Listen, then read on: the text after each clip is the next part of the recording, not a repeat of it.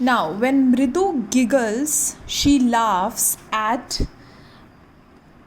Ravi's statement when he says that this cat is of high breed, is of good quality, and even don't you know what Pallava's emblem was? Means he's hinting towards that Pallava dynasty's emblem was a cat. To this, Mridu laughs. Think I'm joking? Now he says, you think I'm joking? Well, just wait. I'll show you something. It's clear you don't know a thing about history. Haven't been to Mahabalipuram? Have you? He said mysteriously. Now he says, you think I'm joking? You are laughing at the statement. He said, I'm not joking. You know nothing about the history. I will tell you. Have you not been to Mahabalipuram? It's a place in southern India.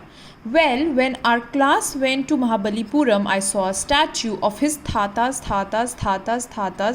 etc., etc. And he says, when I went to Mahabalipuram, I saw Pallava dynasty's kings, grandfathers, and grandfather's statue. He adds on to it. Fact is, Mahendran here is descendant from that very same ancient cat. So he said, I saw the statue of the cat's grandfathers, and he is a descendant of that ancient cat only. That descendant means from that family. A close relative, scientifically speaking, of none other than the lion. So he says this cat is from the family of lions. The Pallava lion emblem of the Pallava dynasty. Ravi went on walking around the bitterberry bush, waving a twig up and down, his eyes sparkling. And when he's narrating this story, he becomes so lost in narrating the story that he moves around the bush. He takes a twig, he puts the twig up and down. Twig is small branches of that bush. And his eyes are sparkling with pride that yes, I know this thing about the history, and he's proudly telling the facts to his cousins. This cat is a descendant of none other than the Mahabalipuram Rishi cat. And if I may just remind you, they worshipped cats in ancient Egypt. So he says they worshipped cat in ancient Egypt. Egypt is a country where he says cats were worshipped. So cats are descendants of God. How he loved the sound of his own voice. Meena and Mridu exchanged looks. And to this, when he's narrating these stories, Meena and Mridu, they looked at each other and they gave each other different looks. What does that have to do with anything? Mridu said. I'm telling you, this cat is descended from the Egyptian cat god. No, goddess, Bastet. Yeah, that's it. So he is adamant about this thing that he knows, he's sure about, that this cat is from the family of God. Then he says, no, goddess, Bastet. So Bastet is an Egyptian goddess. So this is so. What we have to do with this, even if this cat is a descendant of gods?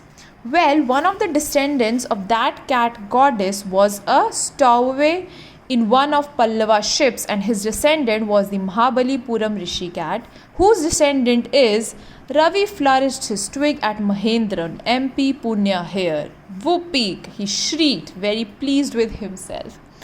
So now he is so lost in telling the stories that he says that this cat belongs to the Pallava dynasty because their emblem was a lion, and this cat also looks like that. Then he says it's the descendant from the Egyptian gods and goddesses, and he says, yes, you know that at that time one of the cat was a stowaway. Stowaway is when somebody travels in an aircraft or in a ship without getting noticed.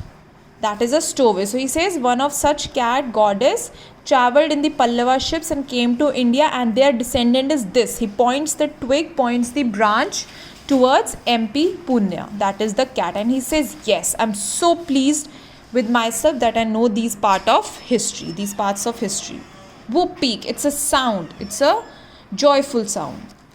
Mahendran looked up alarmed. He had just been sharpening his claws on the edge of the coconut shell. So, when he points the twig at Mahendran, Ravi, he points the twig at the cat. The cat at once becomes alert. While what was the cat doing? Sharpening the claws, sharpening its nails on the coconut shell. But worse than Ravi's awful whooping was a screech. Now, they say that Ravi gave a hooray sound, a whoopee sound, but worse than that was a screech sound that could be heard from the window. Now, what was that sound? If Mridu was startled, MP Punya was frightened out of his wits. So, Mridu was surprised that what was this sound, and MP Punya, the cat, was frightened. Hair standing on end, he bounced up and scurried towards a bamboo tray of red chilies that had been set out to dry. Now, they say that Ravi made a whoopee sound, a joyful sound, that yes, I have narrated the entire story, I know the facts about history, but there was something more annoying, something more startling other than Ravi's voice. That was a screech sound. And where does it come from? The sound came from the window. To this sound, Mridu became surprised and the cat became frightened, and the cat immediately jumped on a tray where chilies were kept to dry, red chilies. Trying to hide beneath it, he tipped a few chilies over himself, and the cat was so much frightened that he tried to hide beneath, that means under those chilies, and chilies came over himself and he meowed miserably. The screeching sound went on and on. What's that noise? Said Mridu. That's Lali learning to play the violin, grunted Ravi. Grunted means to say in a very rough voice, in an annoyed voice. So when everybody was thinking, what does it screech sound? Mridu heard it for the first time. The cat got frightened, jumped onto the tray where there were red chilies, tried to hide himself beneath those red chilies. And then they asked, what is this sound? Then Ravi said, this is not this rough sound, this annoying noises. Lali is learning to play the violin. She'll never learn a thing. The music master just go on playing like a train whizzing on and on, while Lali is all time derailing, going completely off track. So he says this is Lali, she's learning music, but she will never learn a thing because she is miserable at music. The teacher teaches like a train is whizzing on, and she sings like the train has been derailed, has got off the track and making such rough and coarse noise. Like this she sings, as if the train has got off the track.